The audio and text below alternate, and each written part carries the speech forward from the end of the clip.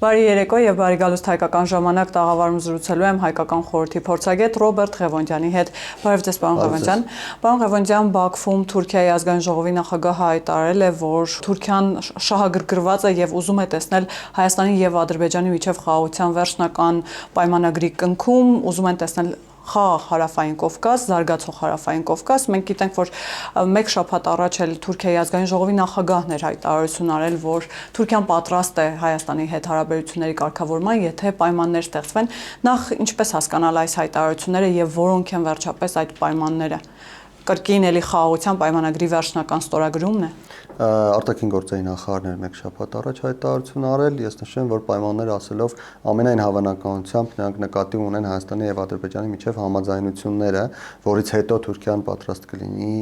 սահմանները բացել եւ անել այն ամենը, ինչի շուրջ փաստացի պայմանավորվածություն արդեն կա Հայաստանի եւ Թուրքիայի միջև։ Գիտենք նախնական փուլում դիվանագիտական անձնագրեր ունեցողների եւ երրորդ երկրների քաղաքացիների համար սահմանները բացել։ Ընդհանրապես պետք է նշել, որ Թուրքիան բավական մեծ հետաքրքրություն է ցույց տալիս կոնֆլիկտի վերջի եւ Հայաստանի եւ Ադրբեջանի միջև հարաբերությունների հաստատման բաց սահմանների նկատմամբ, ինչու գիտենք, որ Թուրքիայի համար շատ կարևոր է, որ այն ճանապարհները, նոր ճանապարհները, որոնք ձևավորվում են արևելքի եւ արևմուտքի միջև, անցնեն Թուրքիայով։ Այսինքն թրիփը եւ խաղաղության գործընթացը առնվազն թրիփի եւ խաղաղության գործընթացի շահառու է նաեւ Թուրքիան։ Թրիփի եւ խաղաղության գործընթացի շահառու է Թուրքիան, բայց ոչ միայն, նաեւ օրինակ Հայաստանի հյուսիսով հնարավոր անցնող ճանապարհների շահառուն է Թուրքիան եւ Թուրքիան ցանկանում է, որ այդ ճանապարհները իրականություն դառնան։ Ես նշեմ, որ շատ ենք մենք եւ ես եւ իմ գործընկերները տարբեր փորձագիտական եւ պաշտոնական ուրեմն մակարդակներում հանդիպումներ ունենում, պաշտոնական ներկայացուցիչների հետ հանդիպումներ ենք ունենում եւ մշտապես տեսնում ենք այդ հետաքրքրությունը թուրք փորձագետների եւ թուրք պաշտոնյաների կողմից, առայն որ նրանք ցանկանում են, որ ճանապարհները բացվեն։ Ինչու, որովհետեւ այս պահին, քանի որ Ռուսաստանում եւ նաեւ դեպի հարավ Իրանի հատվածում կան բավական լուրջ խնդիրներ,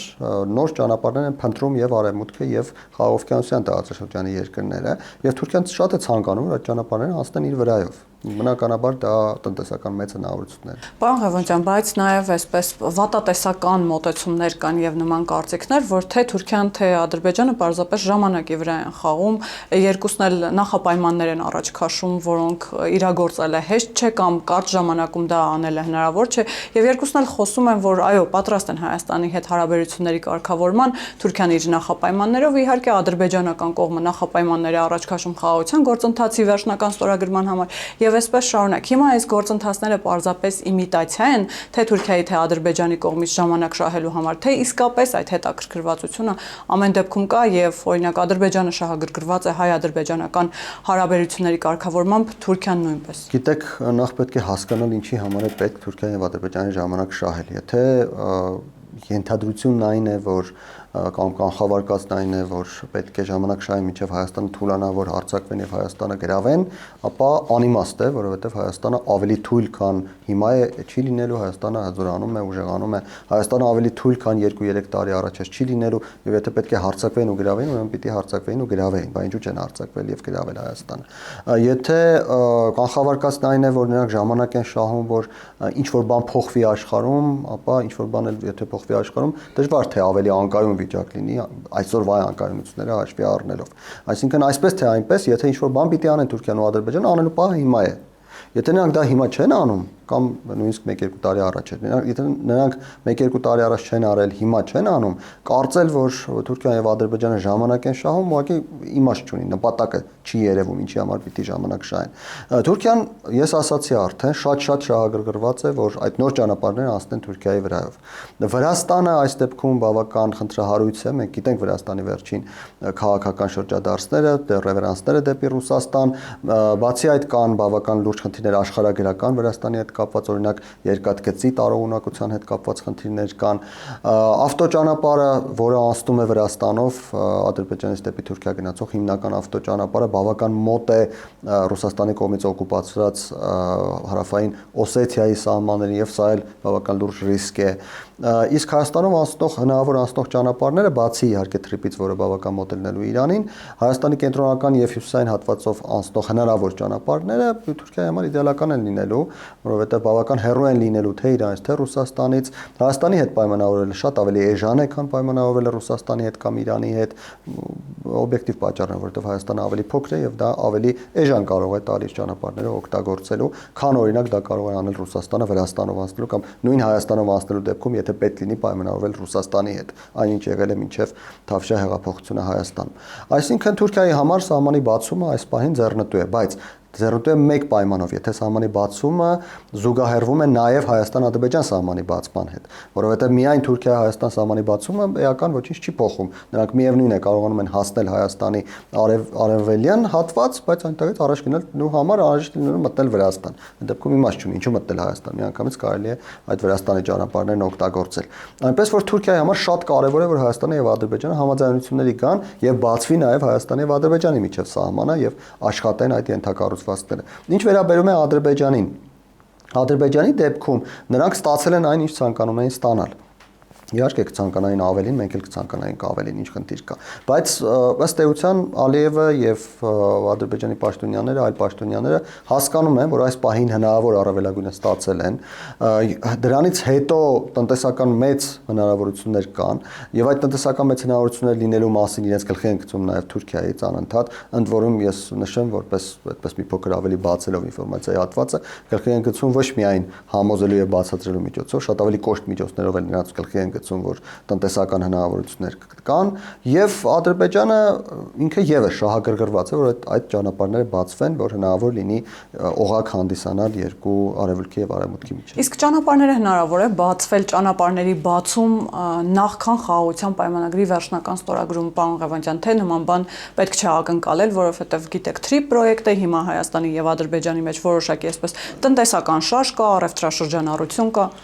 Գիտեք, ճանապարհների բացման հատվածը համաձայնություններից դուրս է եկել։ Մենք գիտենք, որ նախկինում դրա վերաբերյալ եղել են որոշակի կետեր այդ 17 կետնանոց խաղաղության համաձայնագրի մեջ։ Հետո դա դուրս է եկել։ Ինչու է դուրս եկել, որպեսզի այն գնա առանձին кейսով եւ որպեսզի դրա վերաբերյալ առանձին բանակցություններ գնան, քանի որ այն շատ ավելի տարողունակ էր, այդտեղ ավելի շատ բան կար համաձայնեցնելու եւ այլն։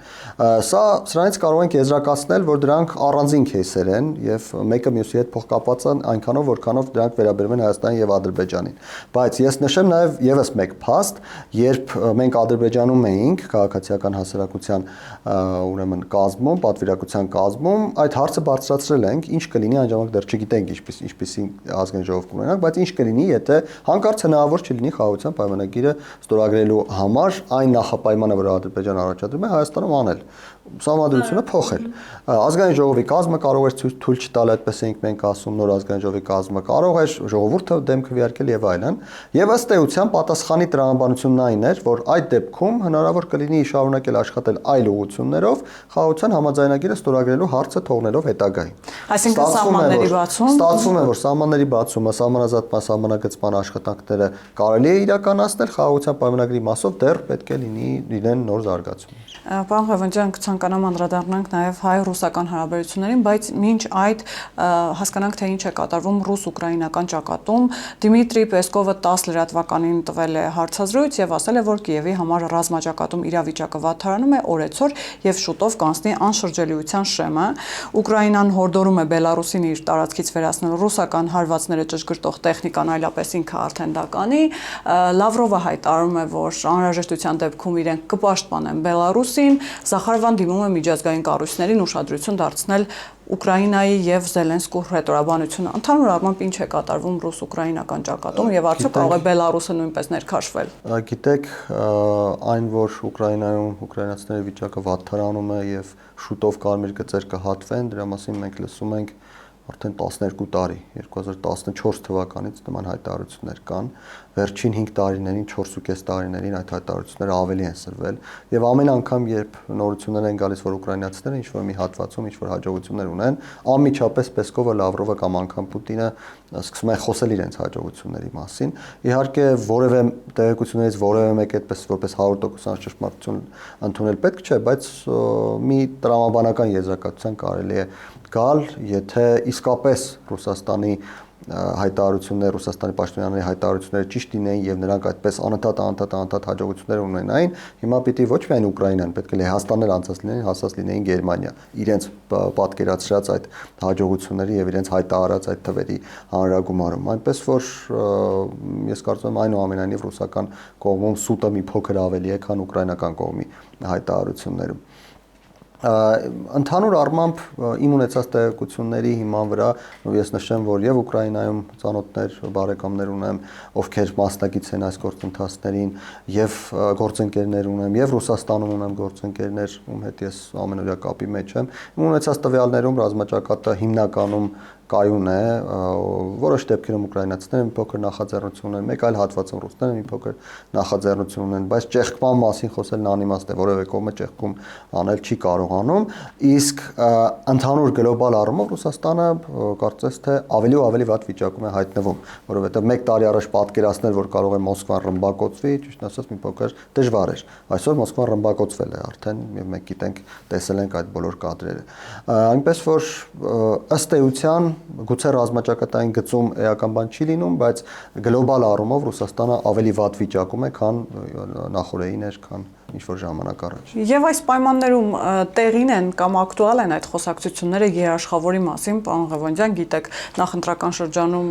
հստակ մի ուժ կար քաղաքական, որն ասում էր, որ մեր խաղաղությունը, մեր անվտանգությունը պետք է երաշխավորի հստակ մեկ ուժ, դա է Ռուսաստանի Դաշնությունը, իհարկե երբեմն նաև նշում էին Իրանը, բայց հիմա երաշխավորների մասին խոսակցությունները այլևս ակտուալ են, հատկապես այս պայմաններում, երբ ճիշտ նշեցիք, մենք տեսանք, թե ինչ տեղի ունեցավ Մոսկվայում եւ ՀՕՊ-ը ինչպես պաշտպանեց մայրաքաղաքը Ռուսաստանի Դաշնության։ Գիտեք, ես երաշխավոր ասելիս կանդրադառնամ նաև ձեր նախորդ հարցին, որովհետև այդ երկու մտքերը փոխկապված են։ Բելարուսը երաշխավոր ունի, գուցե Ռուսաստանը Բելարուսի երաշխավորն է, Լավրովը հայտարարում է, թե մենք կպաշտպանենք Բելարուսը։ Իսկ հետաքրքիր Ղրիմը ումն է։ Ռուսաստանը կարողանում է պաշտպանել Ղրիմը, թե Ղրիմն էլ պետք է պայմանագիր կնքի երաշխավոր դառնա, որ Ռուսաստանը իրեն պաշտպանի։ Հասկանում եք, եկեք մի բացարձակ այլ օրինակ բերենք, որ չմտածեն մեր ունկնդիրները, թե Ռուսաստանի վերաբերյալ է խնդիրը։ Միացյալ Նահանգները Իսրայելի երաշխավորն է, իսկ երբ Իրանը հարվածում է Իսրայելին եւ Թրամփը կոչ է անում չպատասխանել, դա երաշխավորի գործողություններ է, թե ոչ։ Երաշխավորներ այսօրվա աշխարհում չկան։ Այսօրվա աշխարհակաղակական իրավիճակում, միջազգային հարաբերությունների ներկա վիճակում երաշխավորել որևէ բան հնարավոր չէ։ Նույնիսկ պետությունը ինքը իրեն չի կարող երաշխավորել այսօր։ Հնարավոր է ռիսկերը կառավարել։ Դա առավելագույնն է, որ այսօր հնարավոր է անել այսօրվա աշխարհում, այսօրվա վիճակում։ Հասկացեք, եթե կգա ինչ-որ մի պահ, որ կհավաքվեն չգիտեմ, Միացյալ Նահանգների, Չինաստանի, գուցե նաև Ռուսաստանի, մյուս երկրների, Բրազիլիայի, Հարավային Աֆրիկայի, այսինքն այն երկրների, որոնք այսպես թե այնպես տարածաշրջանային կամ գլոբալ տերություններ են, կհավաքվեն ինչ-որ մի տեղում, Հելսինկյան ակտի նման ինչ-որ մի բան կստորագրեն, ՄԱԿ-ի անվտանգության խորհրդի կամ աշխատանքը կթարմեցնեն կամ մի նոր նմանատիպ ինչ-որ կառույց կստեղծեն, կոշտեն նրան որոշակի գործիքներով, օրինակ, մտնել ինչ-որ մի երկիր եւ պաշտպանել նրա բնակչությանը կամ նման մի բան, այդ ժամանակ կարելի կլինի խոսել երաշխավորության մասին։ Այսօր դա չկա, դա չի աշխատում։ ՄԱԿ-ի անվտանգության խորհուրդը փաստացի անգործունակ է, Հելսինկյան եզրափակիչ ակտի դրույթները աչ ու ձախ խախտվում են եւ որևէ մեկը չի հիշում, որ այսպիսի ակտ կար եւ այդ ակտի հիման վրա որևէ մեկին փորձի պատժել։ Չկա նման բան։ Այսօրվա աշխարհում տիրում է այս պահին, տիրում է ուժը, որը համենված է կամ որին, այսպես ասենք, որոշակի աջակցություն է տրամադրվում իրավական ընթացակարգերի միջոցով, որ ուժ ունի, նա էլ վկա է բերում այն իրավական ընթացակարգը, որի հիման վրա ցանկանում է ուժը կիրառել։ Օրինակ Ռուսաստանը, երբ Ուկրաինան ներխուժեց, հայտարարում էր, թե ՄԱԿ-ի, չեմ հիշում, որ խարտիայի 51-րդ հոդվածի հիման վրա ինքը իրեն պաշտպանելու իրավունք ունի եւ ներխուժել է Ուկրաինա։ Իհարկե դա չընդունեցին, բայց ինքը վկայակոչում է։ Իսկ եթե լիներ իրավակարգ, եթե երաշխավորների ինստիտուտ լիներ, հենց այնպես վկայակոչել Ռուսաստանը չէր կարող կամ Ռուսաստանը դրա դիմաց ինչ-որ բան կվճարեր, թեև բավական ուրեմն վճարում է այս բանը արդեն։ Այսինքն երաշխավորի մասին խոսելը այս աշխարհում անիմաստ է։ Դա նույնն է, որ դու փորձես ինչ-որ մի բան ստանալ հարևանից, որի տունը հրդեհ է։ Եթե հարևանի տունը հրդեհ է, բնականաբար հարևանը զբաղված է իր տան հրդեհը հագցնելով, ոչ թե գալու է քեզ օգնելու։ Պարոն Ղևոնդյան, ուզում եմ պարզապես ուշադրություն դարձնենք Լավրովի հայտարարության այդ հատվածին, որ անհրաժեշտության դեպքում Ռուսաստանը պատրաստ է ապահովել միութենական պետության անդամ իր դաշնակցի անվտանգությունը, այսինքն այդ միութենական պետությունը պարտադիր նշվում է, այսպես տողատակում ընդգծվում։ Եկեք մի պարզ հարց տանք մեզ, որն է ավելի խոր եւ ավելի սերտ հարաբերությունների գրավական՝ միութենական պետության անդամ լինելը, թե հանրաքվե անցկացնել եւ պետության մաս դառնալը։ Ղրիմը անցկացրել է հանրաքվե եւ դարձել է Ռուսաստանի մաս։ Հիմա այդ հանրաքվեն արդար է եղել, թափանցիկ է եղել, չէ՞ դա այլ հարց է։ Բելարուսը ընդամենը թուղթ է ստորագրել, որ ինքը միութենական պետության անդամ է։ Հիմա դրանցից որին Ռուսաստանը ավելի մեծ մաղումով մեծ ցանկությամբ պիտի պաշտպանի։ Բնականաբար իր մասին, ոչ թե միութենական պետության անդամին։ Եթե չի կարողանում պաշտպանել Ղրիմը, եթե Ղրիմից մարդիկ փախչում են, եթե Ղրիմում մարդիկ գնացել են արձակուրդ անցկացնելու եւ ճակերտներում գերի են ընկել եւ չեն կարողանում այնտեղից դուրս գալ, ով ասած կամ ինչպես պիտի Ռուսաստանը կարողանա այլ բան անել Բելարուսում, որը ոչ թե իր մասն է, այլ ընդհանրապես ինչ որ միութենական պետության մաս է։ Հայաստանը էլ հապկի մաս էր։ Բա ինչու Հայաստանը ոչ մի բան չստացավ նույն Ռուսաստանից նույն հապկից, որովհետեւ նշեցի, այսօրվա աշխարհում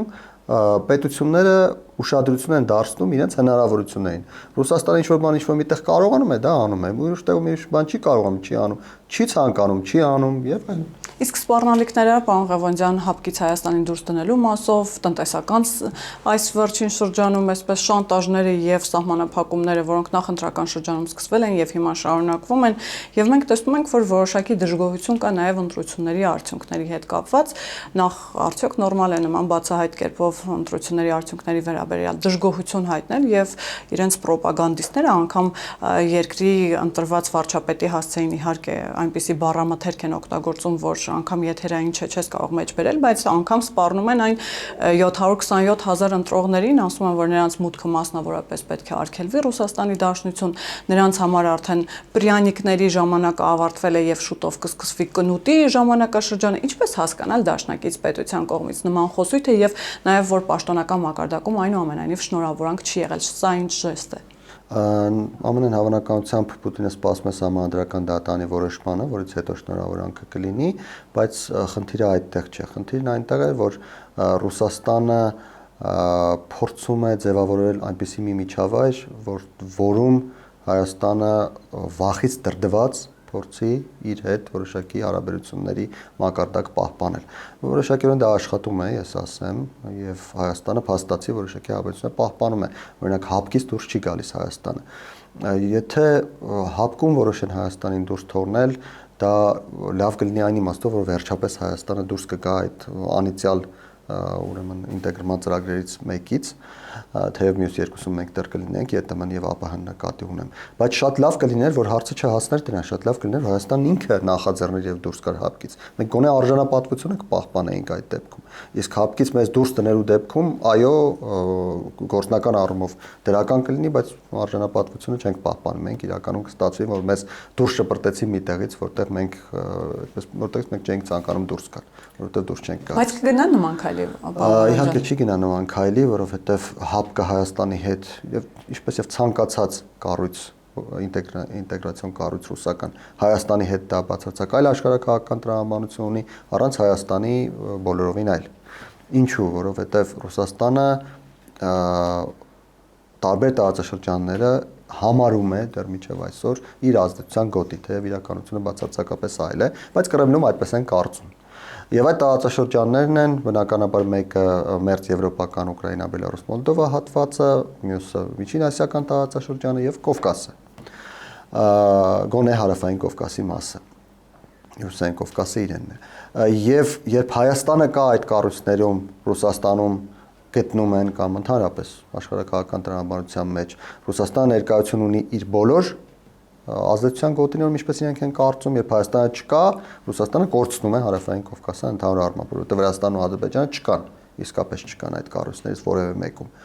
Եվ ստացվում է, որ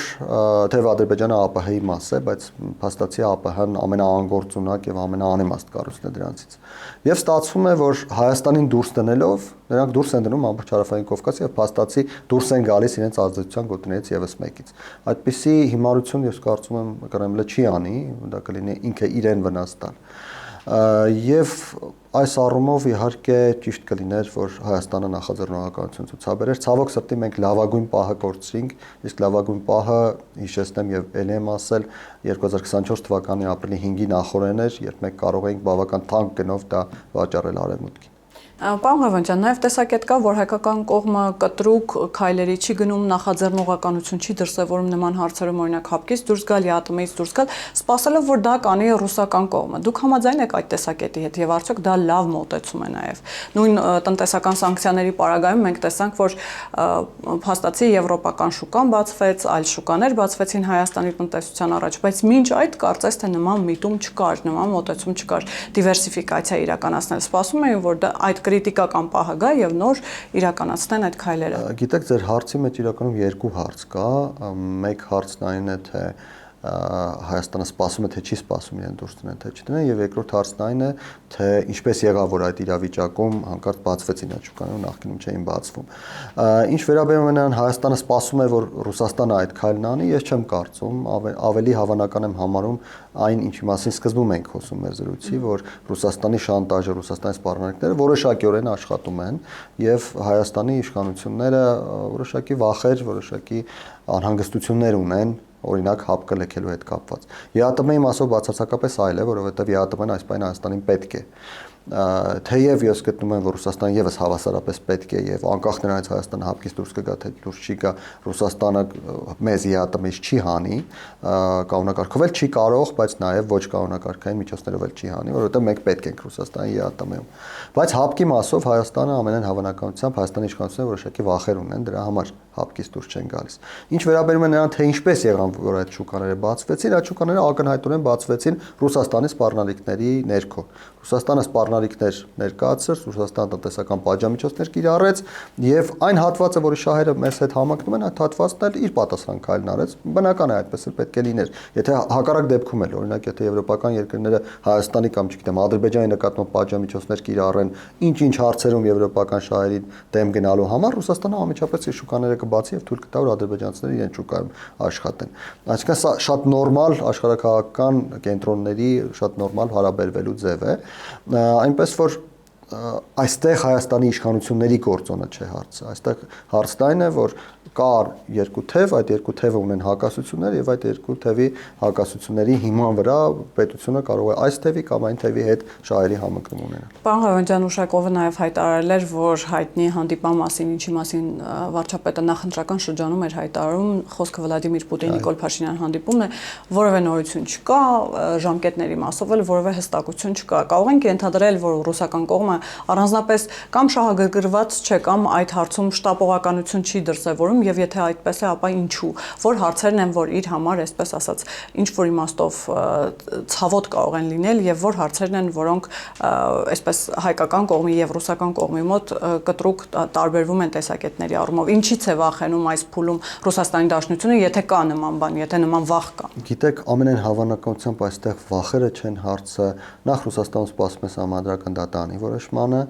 եւ ես նշեմ, որ ես ինքս էլ վստահ չեմ սահմանադրական դատանը ինչ որոշում է հանելու կամ այդպես համոզվածություն չկա, որ որոշում է կայացվելու ընտրությունների արդյունքները ճանաչել։ Շատ հնարավոր է լինեն նոր ընտրություններ, առավել եւս, որ այդ 3 տղամասերում ձայների զրոյացումը որոշակի կարծես թե իրավական խնդիրներ առաջացնում տևես իրավաբան չեմ, այդպես իրողական մակարդակում պիտի ասեմ։ Գուցե Ռուսաստանում էլ սպասում են, նույն կերպ են մտածում եւ սպասում են, բայց կա մեկ այլ բան եւս, որը էականորեն իրենց ժամանակը Հայաստանի հետ կապված հարցերում խլում է եւ չի թողնում, որ պլանավորեն եւ իրականացնեն այլ գործողություններ, դա նախընտրական ժամանակաշրջանում տեղի ունեցած եւ իրենց կարծիքով արդեն վատնած ռեսուրսների հետևից գնալն է։ Ի վերջո այդ մարդիկ մեծ գումարներ են ծախսել, մեծ աջակցության տեղեկատվական արշավներ են արել, աջակցության միջոցներ են ծախսել եւ այլն, եւ արդյունք փաստացի չունեն։ Արդյունքը ընդհանրապես այն է, ինչ ստացել են Ռոբերտ Քոչարյանը եւ Սամվել Կարապետյանը միասին, եւ նրանք ամենայն հավանականությամբ հաշիվ են պահանջում այն մարդկանցից, ովքեր երկար ժամանակ տարուց ավելի ես կարծում եմ, հավանաբար 25 թվականի փետրվարից ես հիշում եմ Ռոբերտ Քոչարյանը մի հարցազրույց տվեց, որը փաստացի այդպես խորհրդանշականորեն սկիզբ դրեց, կարելի է ասել, նախընտրական այդ հերակա բանավեճերին, այդ ժամանակվանից այդ մարդիկ ներկայացնում էին, որ քիչ է մնացել, շուտով Փաշինյանը գնում է, մենք գալիս ենք իշխանության, Հայաստանի ժողովուրդը մեր կողմից է, ուղղակի Փաշինյանը եւ իր փորձագետները, հիշում եք, ապրիլի 1-ին Պուտինը ասում էր՝ դուք ձեր փորձագետները։ Ինչու են այդպես ասում, որովհետեւ իրեն ներկայացնում է Փաշինյանը եւ իր փորձագետները ձեզ խափում են կամ ընդհանրապես իրականությունը բացարձակայել է, եւ այդ մարդիկ հավատալով Քոչարյաններին, Սամվել Կարապետյաններին, մյուսներին Թաթոյաններին եւ այլն մեծ ռեսուրսներ են ծախսել։ Եվ հիմա այդ ռեսուրսները, որ ծախսել են, հարցեր են առաջանում, թե բա ինչ եղավ, բա ինչու չփոխվեց, բա ինչու այսպես է, բա ոնց եղավ որ այդ փորձագետները ճիշտ էին, դուք սխալ էիք։ Բնականաբար դրանց պատասխաններ պետք է տրվեն։ Այսինքն, տեսեք, մի շատ կարևոր բան է, եկեք հաշվի առնենք, որ Ռուսաստանում, Միացյալ Նահանգներում, Եվրոպայում եւ այլն Հայաստանը չի կարող լինել գլխավոր օրակարգ։ Հայաստանում զբաղվում են, երբ կարևորագույն հարցերից բացի ազատ ժամանակ է մնում։ Եվ այդ ազատ ժամանակն էլ օգտագործում են հիմա փաստացի նման հարցեր ճշտելու վրա, այլևս ժամանակ չեն ունենում այլ ավելի կանոնակարգային խնդիրներ լուծել, օրինակ հանդիպումներ կազմակերպել, պլանավորել Փաշինյանի այց եւ այլն։ Պարոն Ղևոնդյան, բայց ներսում էլ դժգոհություն կա,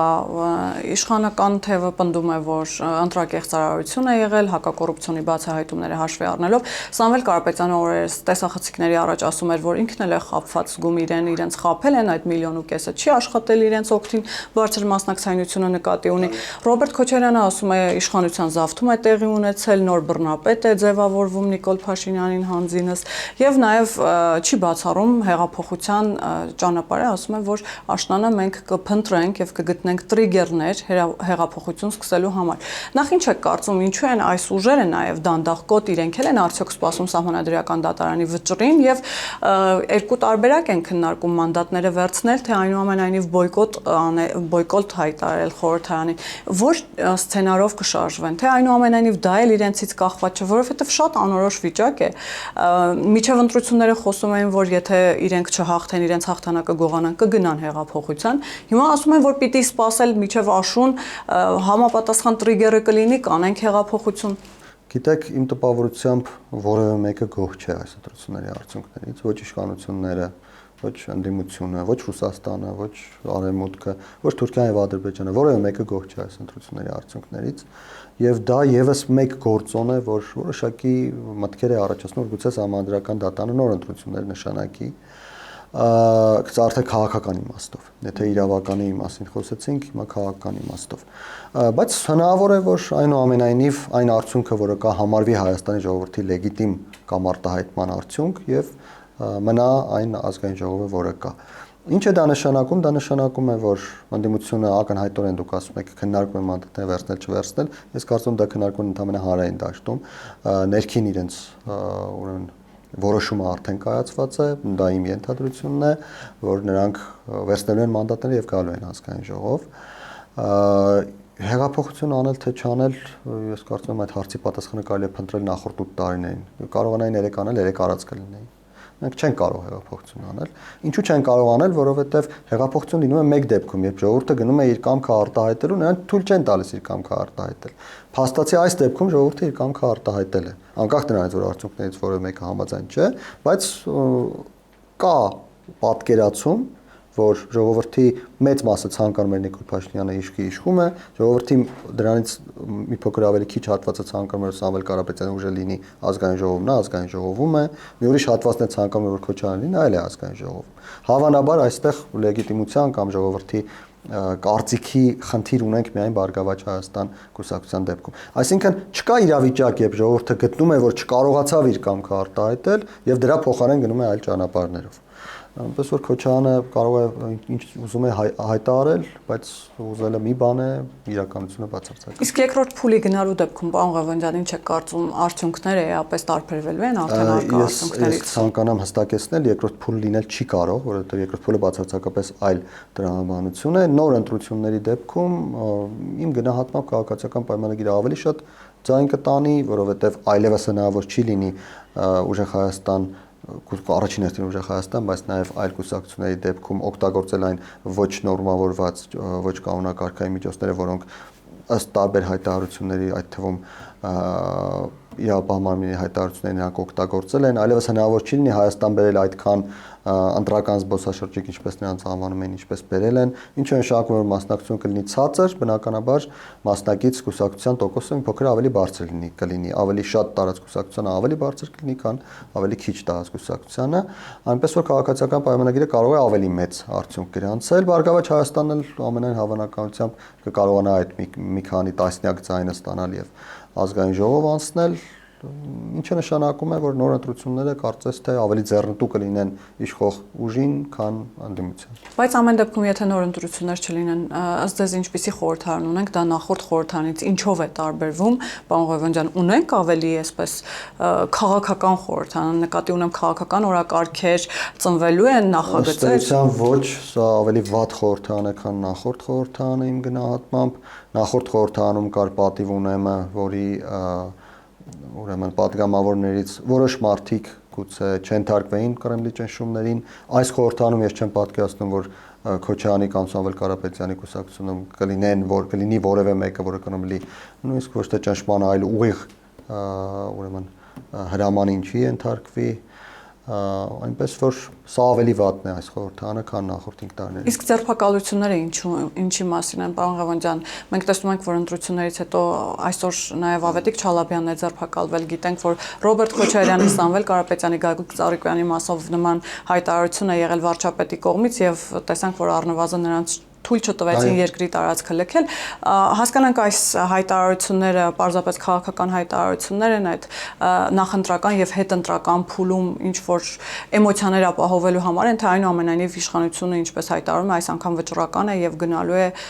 դատաիրավական համակարգը վերափոխելու եւ նաեւ հուսանք, որ իշխանությունը այս անգամ կանի այն, ինչ խոստացել է Հայաստանի ժողովրդին, որովհետև նախորդ անգամ այդպես չի եղել։ Խոստացել են Հայաստանի ժողովրդին, որ մեղավորները կպատժվեն, փաստացի չեն պատժվել, խոստացել են Հայաստանի ժողովրդին սահմանադրություն փոխել, փաստացի այնքան ձգեցին, մինչև Ադրբեջանը մտավ այդ թեմայի մեջ, հիմա Ռուսաստանն է մտնում այդ թեմայի մեջ իր խմբակցությունների միջոցով, ուժեղ Հայաստան եւ Հայաստան դաշինքների միջոցով։ Բայց հուսանք, որ այս անգամ իշխանությունները կամ կդրսևորեն եւ այն մարդիկ, ովքեր օրենք են խախտել, եթե ապացուցվի իրենց օրինախախտ լինելը, պատասխանատվություն կկրեն, սկսած Անդրանիկ Թևանյանից, որը մեղադրվում է պետական դավաճանության մեջ, թեև ես ինքս հույս ունեմ, որ Հայաստանում դավաճաններ չկան, բայց եթե ապացուցվի, հուսով եմ, որ նա իր պատիժը կկրի,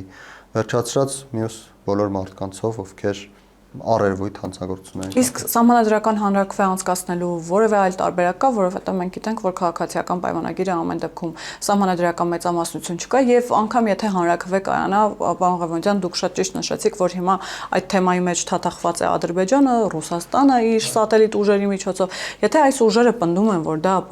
բացառապես ադրբեջանական պահանջ է եւ Հայաստանի Հանրապետությանը պետք չէ ոչինչ չի տալու, ինչ է կարծում, հանրաքվեն հեշտությամբ հնարավոր չէ տապալել պարզապես։ Եվ դա ավելի վատ սցենար չի լինի, եթե հանրաքվե անցկացվի եւ հանրաքվեն ըստ էության մեծ մասը բնակչության գնա եւ այդ հանրաքվեին ասի ոչ։ Տեսեք, 727,000 մարդ փաստացի քվեարկել է քաղաքացիական պայմանագրի օգտին, կարելի է ենթադրել, որ այդ մարդիկ համաձայն է սահմանադրության փոխման իշխանությունների օրակարգի հետ։ Ըստ Կենտրոնական ընտրական հանձնաժողովի հրապարակած ընտրողների թվի սահմանադրության փոխման համար անհրաժեշտ է լինելու ընդամենը մոտավորապես 622,000 մարդու համաձայնություն, այնպես որ այդ թիվը քաղաքացիական պայմանագիրը ունի։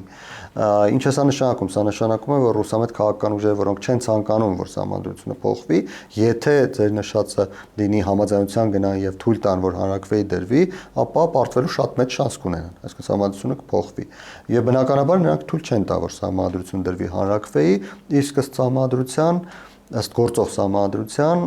այլ տարբերակ հանրաքվեի դնելու սահմանադրության փոփոխության հարցը կոնկրետ, քան ազգային ժողովի 2/3-ը չկա։ Շնորհակալ եմ, պարոն Ղևոնդյան։ Հիշեցնեմ, որ զրուցակիցս հայկական խորհրդի փորձագետ Ռոբերտ Ղևոնդյանն էր, կհանդիպենք։